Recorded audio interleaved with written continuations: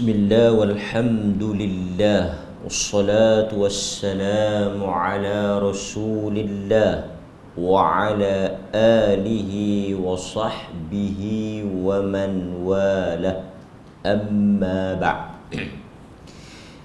Muslimin muslimat, tuan-tuan dan puan-puan yang dirahmati oleh Allah Subhanahu wa ta'ala, bersyukur kepada Allah Azza wa Jal kerana sekali lagi pada pagi yang penuh dengan keberkatan ini kita dapat menyambung perbincangan berhubung dengan salat jama' dan qasar yang disebutkan di dalam hadis Nabi sallallahu alaihi wasallam sebagai salah satu daripada rukhsah, yakni kelonggaran atau kemudahan yang diberikan oleh Allah Azza wa Jal kepada hamba-hambanya. Dalam kuliah yang lepas kita telah membincangkan tentang perbezaan pendapat, pandangan di kalangan ulama tentang isu berapakah jarak yang dibenarkan untuk kita memendekkan salat. Isu yang pertama, isu jarak. Sejauh mana sesuatu perjalanan itu dianggap musafir. Dan telah kita kemukakan kepada tuan-tuan, telah kita sebut di dalam kuliah yang lepas bagaimana para ulama berbeza pandangan kepada beberapa pendapat. Secara mudahnya kita telah membuat kesimpulan kepada dua pendapat yang paling ringkas ataupun yang paling mudah untuk kita faham. Pertama, di kalangan ulama yang menyatakan seseorang itu dianggap bermusafir apabila perjalanannya melebihi 2 marhalah. Itu pendapat yang pertama. Ini dari sudut jarak. Ini bukan fakta baru, ulang kaji. Dah sebut dah, tapi nak ulang kaji balik. Pandangan pertama, jarak ialah seseorang yang bermusafir menuju suatu tempat, destinasi, daripada kampungnya, rumahnya, tempat tinggalnya kepada suatu destinasi yang dituju, yang mana destinasi atau tempat yang dituju itu melebihi 2 marhalah. Maksudnya perjalanan itu dianggap layak untuk dia mendapat status musafir dan mengqasarkan salatnya. 2 marhalah ini kalau kita tengok kepada pendapat di kalangan ulama, mereka menyatakan 85 km, 92 km, lebih kuranglah. 85 pun ada, 92 pun ada, 90 pun ada. Jadi 85, 90, 92 ke atas. Kalau tuan-tuan pi daripada A itu kampung, rumah, tempat tinggal kita, tempat kita bermukim, pergi ke destinasi yang kedua itu melebihi 85 km, 90 km dan sebagainya, maka tuan-tuan adalah musafir. Bawah daripada 85 itu tak melayakkan untuk qasar. Tak melayakkan untuk qasar. Jama' tak semestinya musafir. Ni pun dah teranglah. Manakala pandangan yang kedua dia tidak mengikat. Pendapat yang kedua ni dia tak ikat dengan jarak. Dia balik kepada apa dia? Kita dah sebut dah. Pendapat pertama 2 marhalah. Pendapat yang kedua tak ada marhalah. Dia balik kepada uruf. Tuan-tuan ingat perkataan keyword dia, uruf. balik kepada uruf setempat. Maksudnya kalaulah uruf di situ menganggap bahawa 30 kilometer tu dah dikira jauh.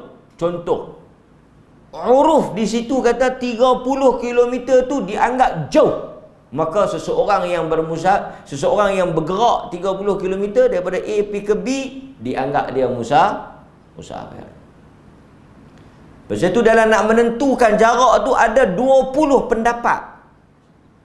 Sekurang-kurangnya ada yang menyebut 20 pendapat. 10 kilometer ada, 30 kilometer ada. Ada yang tak kilometer ni, sehari semalam. Perjalanan itu mengambil masa sehari semalam punya. Maka dia dianggap sebagai musafir. Jadi khilaf dalam isu ni sekurang-kurangnya ada 2 pendapat seperti yang kita sebut di dalam perbincangan dalam kuliah yang lepas. Baik, itu isu yang pertama. Kita dah settle. Jadi tak ada masalah lah. Kalau tuan-tuan nak pegang 2 marhalah juga okey. Tentang kalau tuan-tuan tak pegang jarak pun tak apa. Balik kepada uruf. Balik kepada uruf. Tapi kalau siapa yang dia tak boleh nak tentukan, dia syak, dia tidak jelas tentang uruf dia baliklah kepada pandangan 90 km tadi. Jadi sebab itu jangan pelik, jangan hairan jika ada orang yang pergi ke Jitra umpamanya, Alustar ni belum lagi 90, dia duduk Kangak, dia pergi Alustar. Pada pandangan uruf, itulah satu perjalanan yang dianggap jauh, walaupun tak mencecah 90. Kerana dalam sudut jarak ni tak ada dalil yang jelas. Kita tak boleh paksa setiap orang pegang 90. Tak boleh. Dia terbuka. Maka untuk siapa-siapa yang kata pandangan saya pegang tak ada jarak, pergi Ustaz itu satu perjalanan yang jauh, dan saya bukanlah kebiasaannya pergi untuk perjalanan yang jauh macam tu. Bila dia sampai di sana, dia nak jamak. Dia pergi Langkawi. Jangan pelik, jangan pelik. Orang mengaji tak pelik, orang yang tak mengaji ni yang dia pelik. Ui, pergi Langkawi jamak. Empa bagi ketahuan ni. Di sana ada pendapat yang mengatakan dia tak ada jarak yang tertentu. Balik kepada uruf, kan? Hatta 90 tu pun tidaklah disebut dalam nas yang jelas. Baik. Kemudian perbincangan yang kedua berkaitan dengan isu yang pertama tadi, jarak. Jamak ni dia mudah sikit lah, pasal dia tak ada perbincangan yang macam ni, kan? Qasar ni dia ada perbincangan ni sikit. Manakala isu yang kedua yang berkait dengan qasar salat ni ialah isu bilangan hari.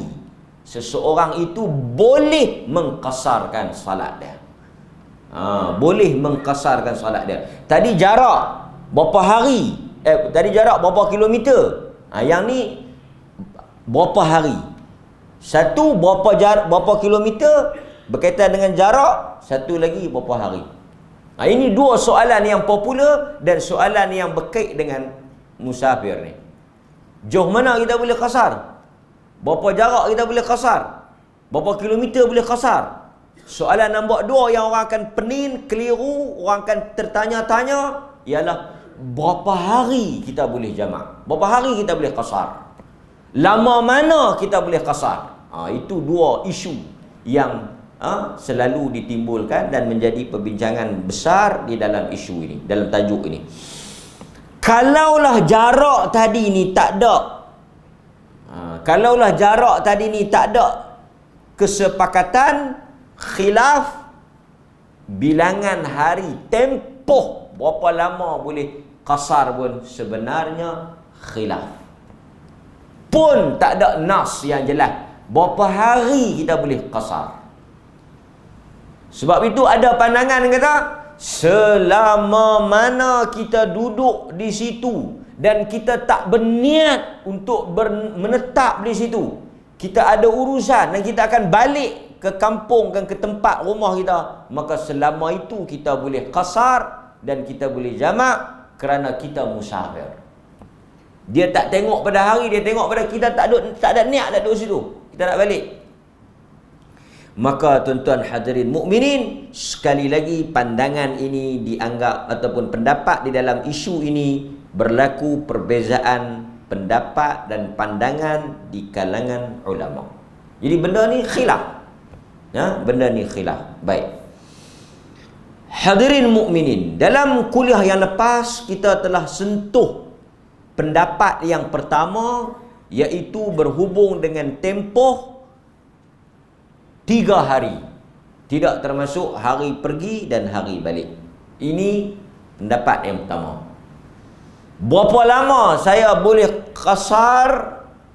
Bukan berapa jauh. Berapa jauh dah bincang dah. Berapa jauh dah bincang dah. Sekarang ni berapa lama? Berapa lama pun dah sebut dah satu pendapat minggu lepas. Apa dia? Satu pendapat minggu lepas dia kata, pandangan yang pertama ni menyebut 3 hari saja boleh. Siapa-siapa yang duduk 4 hari tak boleh. Lepas tu kita kata nak pergi Kuala Lumpur, berapa hari Tuan Haji? 5 hari. Oh, maknanya Tuan Haji oleh kerana nak duduk 5 hari, Tuan Haji tak boleh jamak, tak boleh qasar.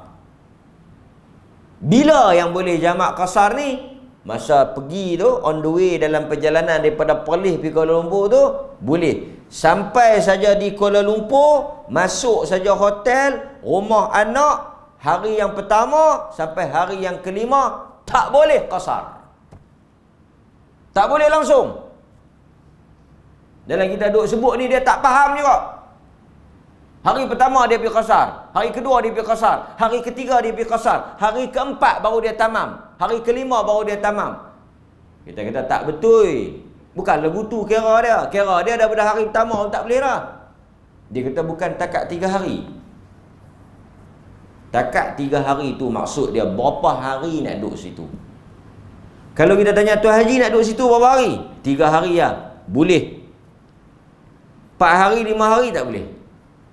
Lepas tu bila pula? Hari pertama tak boleh, hari kedua tak boleh, hari ketiga tak boleh, hari keempat tak boleh, hari kelima tak boleh. Hari yang keenam bertolak balik, boleh. Itu pandangan yang pertama. Bukan kita sebut pandangan saja. Kalau tuan-tuan masih ingat dalam kuliah yang lepas, kita telah baca beberapa dalil yang dikemukakan oleh pendapat yang pertama ni. Sekurang-kurangnya ada 5 dalil. Pendapat yang kata 3 hari tu ada 5 dalil. Termasuklah hak tetamu. Hadis yang diriwayatkan oleh Al-Bukhari. Nabi kata nak jadi tetamu takat 3 hari saja. Lepas pada 3 hari bukan tetamu lagi. Dia ambil hadis tu, dia kata tengok, tetamu pun takat 3 hari, menunjukkan musafir 3 hari. Dia pi kot tu. Dia boleh faham kot tu, dia istimbat kot tu. Maka dalam hal ini tuan-tuan, kita sebut pendapat yang mengatakan 3 hari itu disokong sekurang-kurangnya ada 5 dalil yang kita telah baca. Ada 5 dalil yang kita telah baca, seperti yang disebut dalam kuliah yang lepas, antaranya isu tetamu 3 hari, yang kedua hadis yang diriwayatkan oleh Al-Imam Al-Baihaqi, juga ada dalil-dalil yang lain lah, kan? Nampak? 5. Jadi tak, kalau kita ada ulang itu tak habis lah, kan? Okey. Sekarang kita ambil pandangan yang kedua. Berapa hari? Ni kita jarak, kita dah tutup isu dah. Sekarang kita pergi tempoh hari. Pandangan yang kedua, golongan yang berpendapat sesiapa yang tinggal di suatu tempat selama 15 hari. 15 hari. Maka dia boleh, bawah pada 15 tu dia boleh. Jika dia mukim, dia duduk, dia stay di situ 15 hari, maka dia terkeluar daripada musafir. Nak pergi berapa hari Tuan Haji? Kali ni lama sikit. Anak saya nak pergi umrah 2 minggu. Dia suruh saya jaga rumah dia. Jadi mungkin nak duduk tu 15 hari, 16 hari lah. Tunggu dia balik dulu baru saya boleh balik. Maka selama dia duduk di sana, dia tak boleh lah. Tapi kalau dia kata saya mungkin pi seminggu saja kot. Sebab depa ni pi nak balik ada urusan. Jadi saya kena jaga rumah depa lebih kurang 10 hari lah. Paling lambat pun 10 hari saya akan balik mai. 10 hari. 10 hari tu boleh jamak qasar. Hari pertama, hari kedua, hari ketiga, hari keempat, hari kelima, hari keenam sampai hari ke-10. Sebab di bawah 15 hari. Di bawah 15 hari. Tapi kalau dia kata mungkin 2 minggu lepas tu mungkin lajak sikit kot, depa balik mai mungkin depa suruh saya duduk 2-3 hari lagi, tak boleh. Lebih 15 hari. Ini pendapat kedua. Pendapat kedua. Dalil-dalil pandangan yang kedua ni kita tengok. Ini baru tajuk baru bagi ni.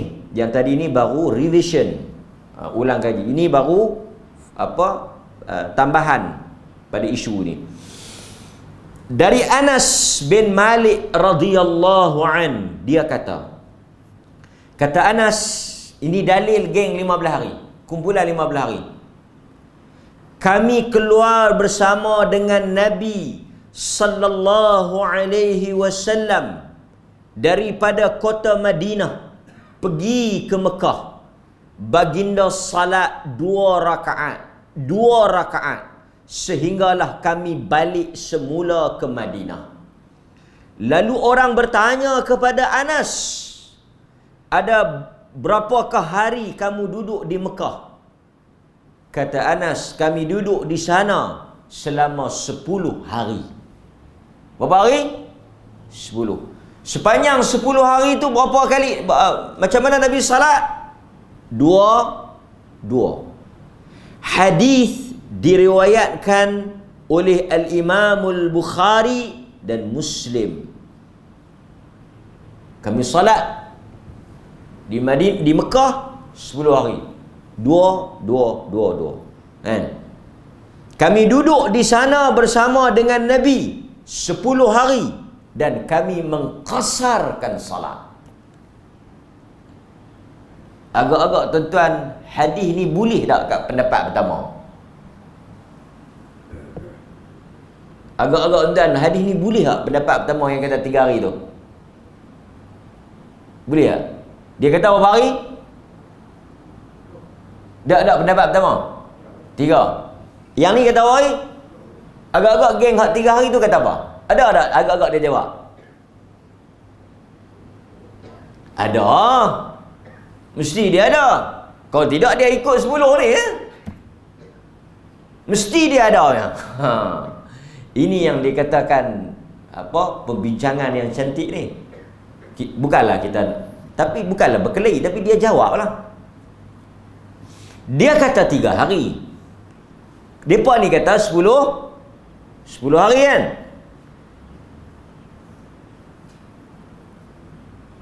Depa ni tak ikut hadis kan. Hadis kata 10 hari, tapi kata 3 hari sebab boleh juga hadis ni kat depa. Tapi mereka jawab apa hadis 10 hari ni? Ada. Tuan-tuan, demikianlah kita. Apa isu pun, bila kita pegang satu pendapat, ni bukan isu ni lah. Bila kita pegang satu pendapat, kita akan jadi 100% kita punya pandangan kita. 100% pandangan kita.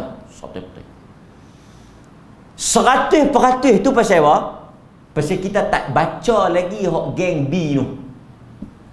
Mula-mula bila kita pegang satu pendapat, macam mana? Kita punya kemah kita tu 100% kita akan pegang pendapat tu. Bila kita pergi dengar pula hak yang bercanggah dengan pendapat tu, pendapat B tu sahih. Bila kita baca, kita dengar, dia turun pergi jadi 60 lah. Tuan-tuan faham tak? Mula kita kata sotih, kerah. Berapa hari hang? Aku 15 hari. Hadis kata 10 hari. 2. Pasal kita tak tengok lagi hujah yang kata 3 hari tu. Bila kita pergi dengar pula hujah 3 hari tu, macam mana? Okey juga. Macam munasabah. Dia tak kemah lah. Sebab tu ilmu ni bila kita baca banyak sikit, dia akan kita faham. O, metang O tu okey ya. Apa isu pun, bila kita tak baca lagi hak yang lawan dia tu, mungkin kita 100 hang baca tengok dia kata apa. Baca. Uish. Man. Sebab itu ubah pendapat ni biasa. Hari ni kita mungkin pegang pandangan ni. Esok bila kita dengar sikit, kita kaji sikit, ui, tak kuat. Man. Biasa. Ubah. Man. Okey. Geng atau kumpulan yang kata 3 hari itu, dia jawab ataupun dia faham. Dia kata musafir yang lebih pada 3 hari bagi dia boleh biar ni. Okey, macam ni, 3 hari yes, mereka pun kata boleh lebih pada 3 hari. Macam mana boleh lebih pada 3 hari? Jika seseorang itu tidak pasti bila dia nak balik. Contoh, Tuan Haji nak pergi KL berapa hari? 5. Saya dah beli tiket pi dan saya dah beli tiket balik. Maka kalau ikut pendapat pertama, dia ni boleh tak jamak qasar? Tak boleh langsung. Kecuali hari dia pi dengan hari dia balik. Ni masih dalam pendapat pertama lagi ni. Masih dalam pendapat pertama ni. Masih dalam pendapat pertama lagi. Kalau geng pendapat pertama tanya, Tuan Haji nak pi berapa hari? Saya barangkali nak pi ni tak tentu lagi. Pasal appointment ni pun tak jelas. Hospital kata mai dulu. Doktor ni barangkali ada, barangkali tak ada. Kalau ada, kita terus buat operation ni. Kalau tak ada, tunggu sat. Tu yang saya tak beli tiket balik lagi dan saya tak tahu bila saya nak balik. Okey, di atas tak tahu bila nak balik, boleh 19 hari.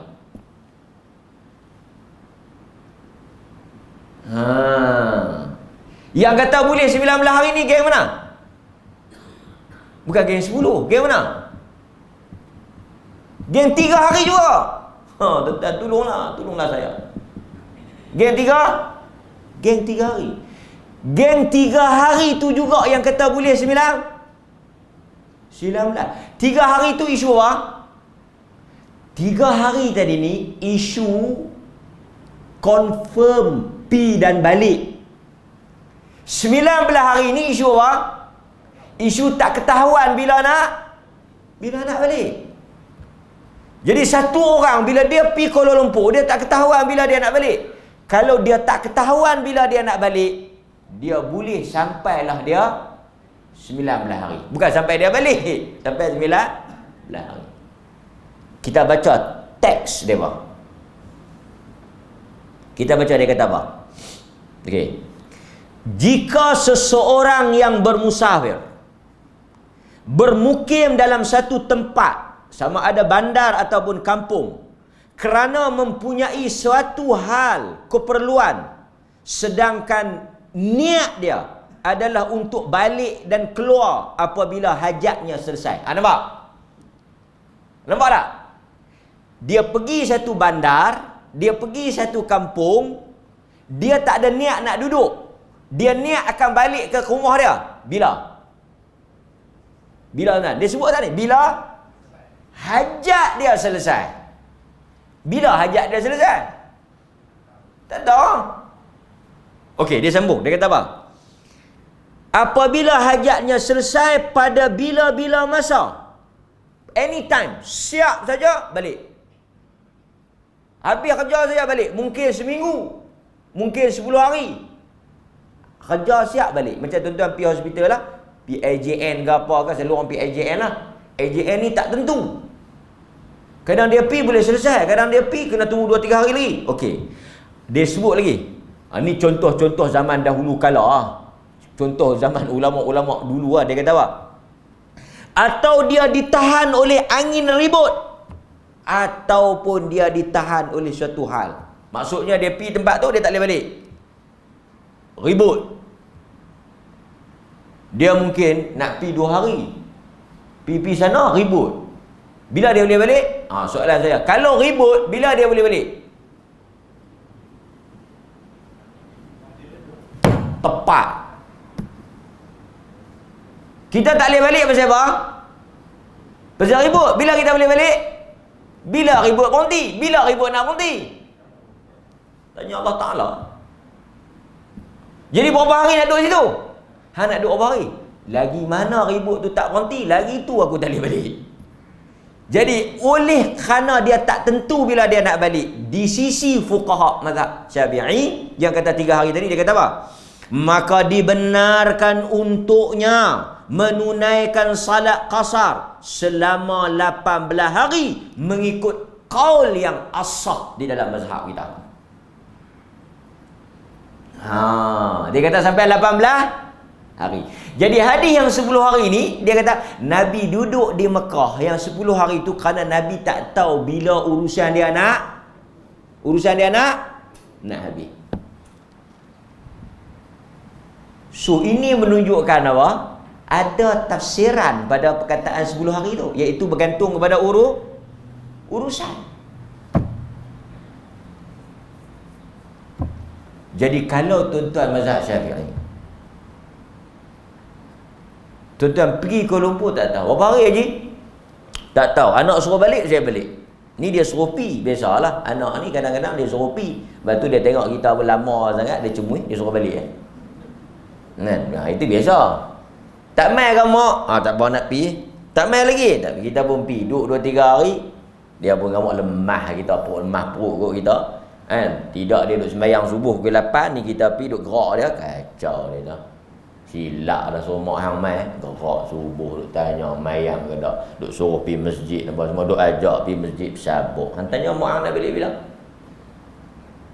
Dia tak, mak tak ada kerja apa di kampung.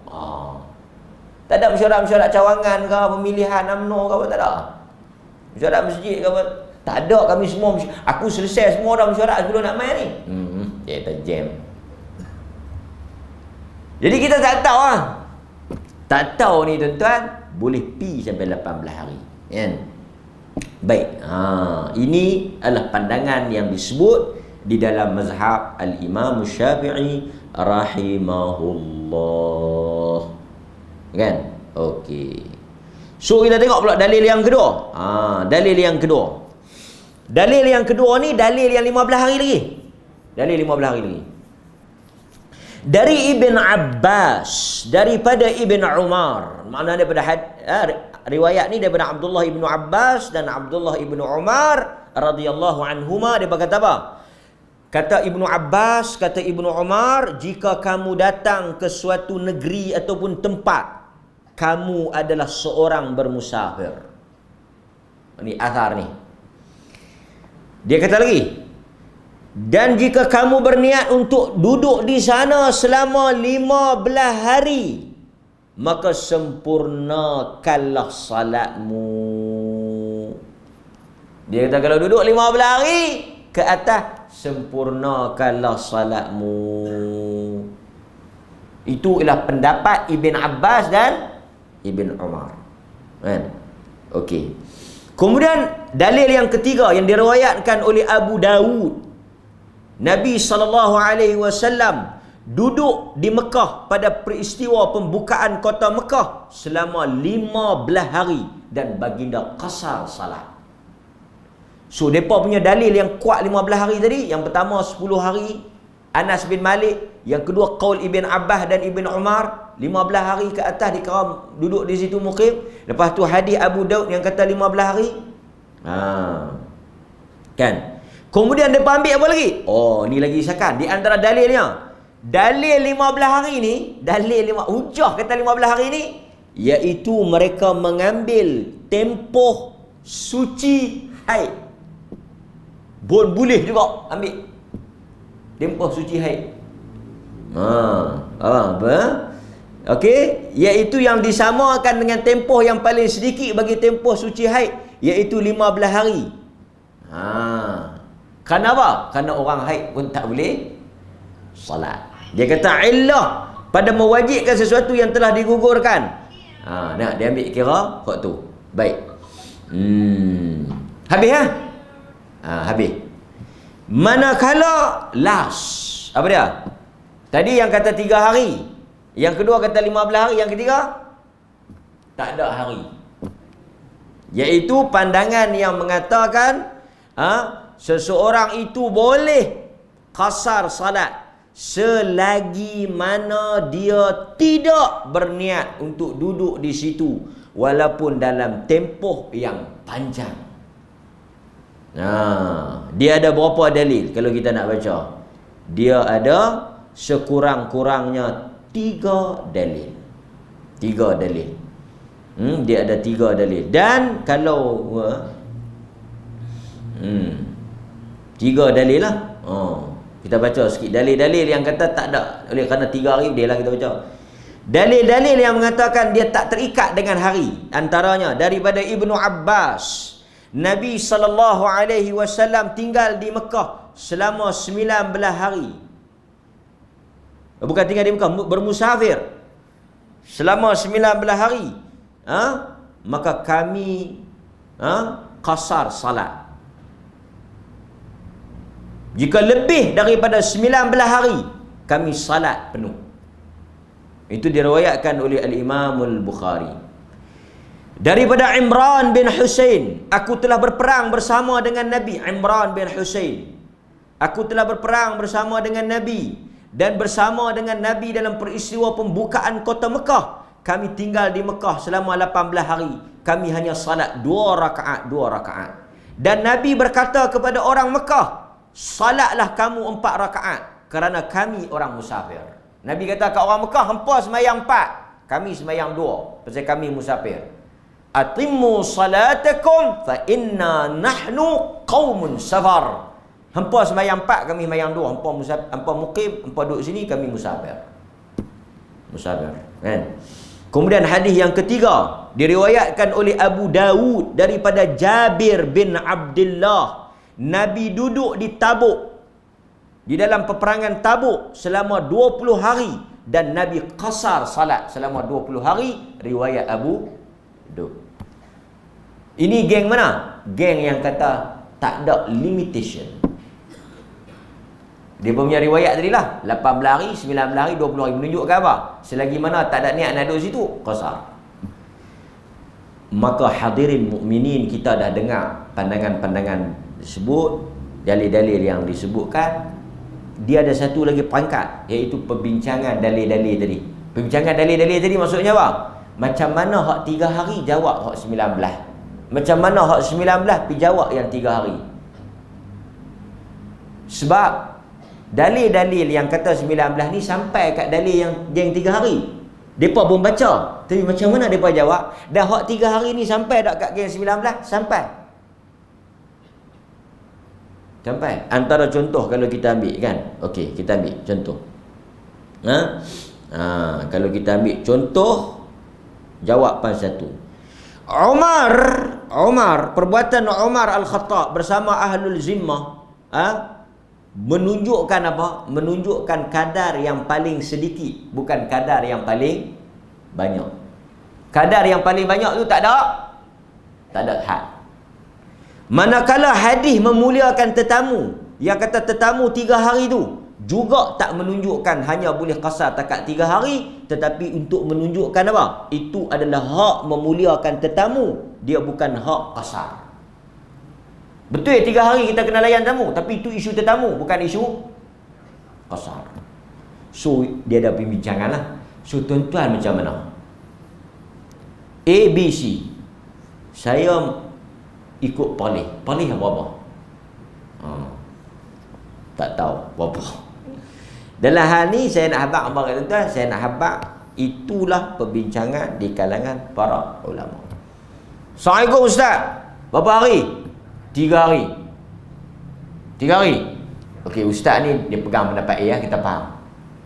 Kita pergi tanya Ustaz ni pula, WhatsApp, Ustaz saya nak pergi KL ni 7 hari. Boleh tak saya nak qasar? Nak duduk situ tak? Tak. Saya nak balik. Qasar. Kita tahu ni geng nombor 3. Pandangan yang ketiga, dalil dia pun ada, kita bisa dengar. Yang seorang lagi 15 hari, dia tak nak duduk lama mana? Seminggu lebih, boleh. Tapi kalau sampai lebih 2 minggu tak boleh. Kita tahu geng B. A, B, C ni semua ada dalil. Tak ada lagi orang kata kita pergi kursus dengan kawan kita, kursus 5 hari, dia tengok kita qasar hari keempat, Hampa ni memang pelik mengaji apa. Sampai 5 hari kursus pun duk qasar lagi. Dia nak bubuh tu. Dia nak bubuh yang kita tak mau sebut tu. Dia nak bubuh tu. Ni hampa ni memang geng tu.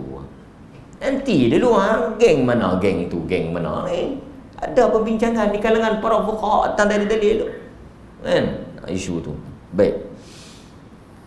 Okey. Jadi itu apa yang disebut. Cuma kita kata tadi ni, bila tuan-tuan dah start musafir, tuan-tuan boleh qasar. Walaupun tak sampai lagi. Tuan-tuan nak pergi Sungai Petani, Jitra tentang qasar lah. Boleh. Tak payah Jitra, Arau tentang qasar pun boleh lah. Tuan-tuan nak pergi Penang, sampai tang Arau, qasar. Boleh. Bukan sampai tunggu Penang baru boleh qasar, tak. Start on the way keluar tu boleh lah. Sekali driver bas kata kita akan berhenti di Masjid Arau, kita akan semayang siap-siap.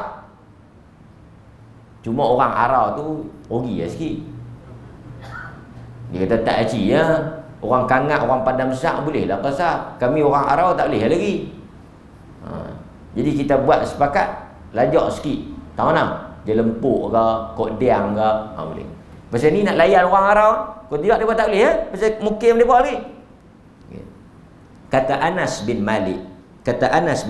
Dia kata apa?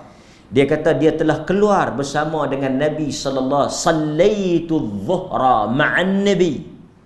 Dia kata aku telah salat dengan Nabi di Madinah, bil Madinah arba'an. Aku salat dengan Nabi 4 rakaat di Madinah. Artinya apa? Penuh.